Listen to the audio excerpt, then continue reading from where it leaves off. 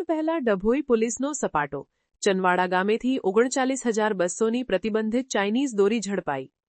ઉત્તરાયણના તહેવારને ગણતરીના દિવસો બાકી છે ત્યારે ડભોઈ શહેર અને તાલુકામાં પ્રતિબંધિત ચાઇનીઝ દોરીના ગેરકાયદેસર વેચાણ પર સખત નિયંત્રણ લાવવા ડભોઈ પોલીસે ઝુંબેશ શરૂ કરી છે. આ ઝુંબેશના ભાગરૂપે પોલીસે ડભોઈ તાલુકાના ચનવાડા ગામેથી મોટી માત્રામાં ચાઇનીઝ દોરી સાથે એક યુવકની ધરપકડ કરી છે. ડભોઈ પોલીસ સ્ટેશનના સ્ટાફને ચોક્કસ બાતમી મળી હતી કે ડભોઈ તાલુકાના ચનવાડા ગામના બસ સ્ટેન્ડ ફળિયામાં એક યુવક ગેરકાયદેસર રીતે ચાઇનીઝ દોરીનો જથ્થો સંગ્રહ કરીને વેચાણ કરી રહ્યો છે. આ બાતમીના આધારે ડભોઈ પોલીસની ટીમે તાત્કાલિક દરોડો પાડ્યો હતો. પોલીસે ચનવાડા ગામના બસ સ્ટેન્ડ ફળિયામાં રહેતા 27 વર્ષીય વિશાલ વસાવા નામના યુવકને રંગે હાથ ઝડપી પાડ્યો હતો. પોલીસે સ્થળ પરથી તપાસ કરતા તેની પાસેથી 39,200 રૂપિયાની કિંમતની પ્રતિબંધિત ચાઇનીઝ દોરીનો મોટો જથ્થો મળી આવ્યો હતો, જે પોલીસે તાત્કાલિક જપ્ત કર્યો હતો.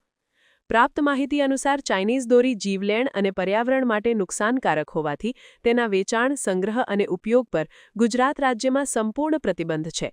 તેમ છતાં તહેવારની લાલચમાં કેટલાક લોકો જીવનું જોખમ કરતા આ પ્રતિબંધિત માલનું વેચાણ કરે છે.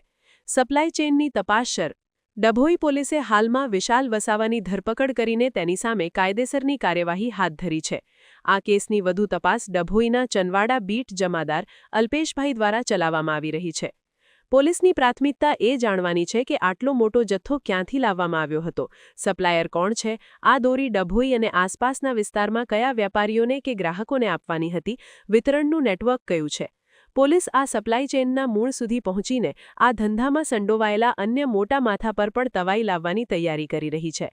ડભોઈ પોલીસની આ સખત કાર્યવાહીને કારણે ગેરકાયદેસર ચાઇનીઝ દોરી વેચનારાઓમાં ફફડાટ વ્યાપી ગયો છે.